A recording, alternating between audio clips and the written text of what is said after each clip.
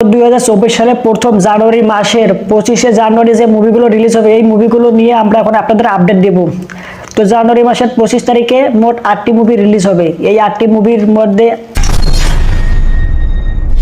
8 নম্বরে যে মুভিটি রয়েছে এই মুভিটির নাম হচ্ছে উপাধি কাশ্যা। এই মুভির ডিরেক্টর হচ্ছে অনিল কুমার আর রাইটার হচ্ছে অনিল কুমার এবং KL রাজকুমার। আমরা 7 নম্বরে যে মুভিটিকে রেখেছি 25শে জানুয়ারি যে মুভিগুলো রিলিজ হবে এই মুভিগুলোর মধ্যে আমরা 7 নম্বরে যে মুভিটিকে রেখেছি এই মুভিটির নাম হচ্ছে ভাই সেলফার কলস। তো এই মুভিটা বলা হয়েছে অনেক অ্যাফেয়ার বলতে এই মুভির ট্রেলার দেখে আমরা যা বুঝেছি দুইটা ছেলে একটা মেয়ে, ওই মেয়েটা একটা ছেলের সাথে রিলেশনে যাবে, পরবর্তীতে ওই ছেলেকে বাদ দিয়ে গোপনে আর এক ছেলের সাথে রিলেশনে যাবে।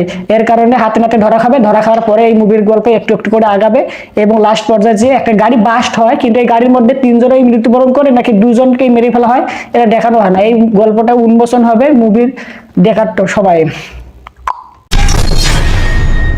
6 নম্বরে যে মুভিটিকে আমরা রেখেছি এই মুভিটির নাম হচ্ছে সিঙ্গাপুর সেলুন।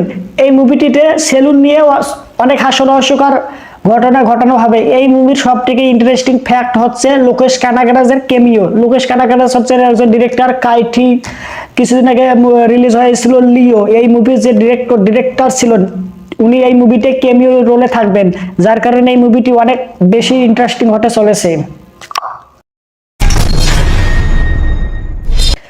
5 নম্বরে যে মুভিটি রয়েছে এই মুভিটির নাম হচ্ছে ব্লু স্টার। এটি একটি কমেডি ড্রামা স্পোর্ট মুভি। এই মুভির ট্রেইলার রিলিজ হয়েছে। এই মুভির ট্রেইলার দেখে আমরা খুব সহজেই বুঝতে পারবো যে এই মুভিটি ক্রিকেটের উপর নির্ভর হতে চলেছে, ক্রিকেট প্রেক্ষাপটে এই মুভিটি নির্মাণ হবে।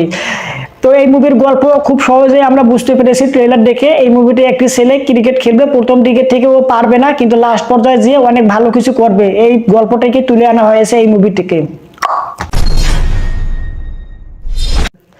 4 নম্বরে যে মুভিটি রয়েছে এই মুভিটির নাম হচ্ছে প্রতিনিধি 2।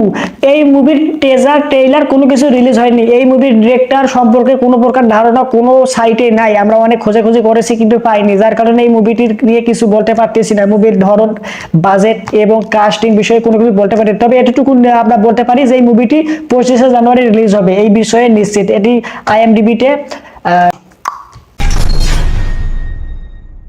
যে মুভিটি রিলিজ হবে এই মুভিটির নাম হচ্ছে ঠুকুদুরাই। এই মুভির সবথেকে ইন্টারেস্টিং ফ্যাক্ট হচ্ছে ইয়োগী বাবু। ইয়োগী বাবু হচ্ছে কমেডিয়ান রাজা আর এই মুভিটি হচ্ছে কমেডি এবং ফ্যামিলি। এই মুভিটির ট্রেলার দেখে আমরা যে বুঝতে পেরেছি এই মুভিতে একটা মূর্তির মাথার যে স্বর্ণ কানেক্টের একটা মুকুট থাকবে, এই মুকুটের উপর নির্ভর হবে। 20 বছর আগে এই মুকুটটি হারিয়ে যাবে, এই মুভির মুকুটটা উন্মোচন করার জন্য এই মুভির গল্প একটু একটু করে আগাবে। 2 নম্বরে যে মুভিটি রয়েছে এই মুভিটির নাম হচ্ছে মালাইকাট্টু ভালিবান। এই মুভির সবথেকে বড় অ্যাক্টর হচ্ছে মোহনলাল। মোহনলাল কারণে এই মুভিটি অনেক জনপ্রিয়তা পাবে তা আমরা খুব সহজেই বলতে পারি।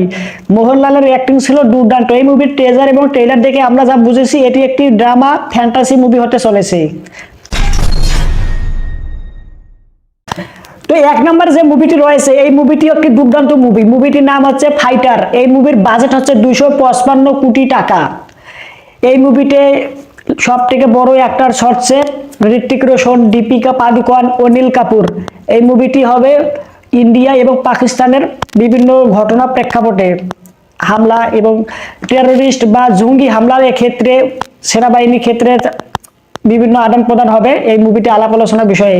এই মুভিটি অনেক দুর্দান্ত হতে চলেছে। পুরো দেশের মধ্যে এই মুভিটি 1 নম্বরে রয়েছে। এই মুভিটি নির্ভয়ে বলতে পারি যে অনেক ব্লকবাস্টার হওয়ার সম্ভাবনা আছে।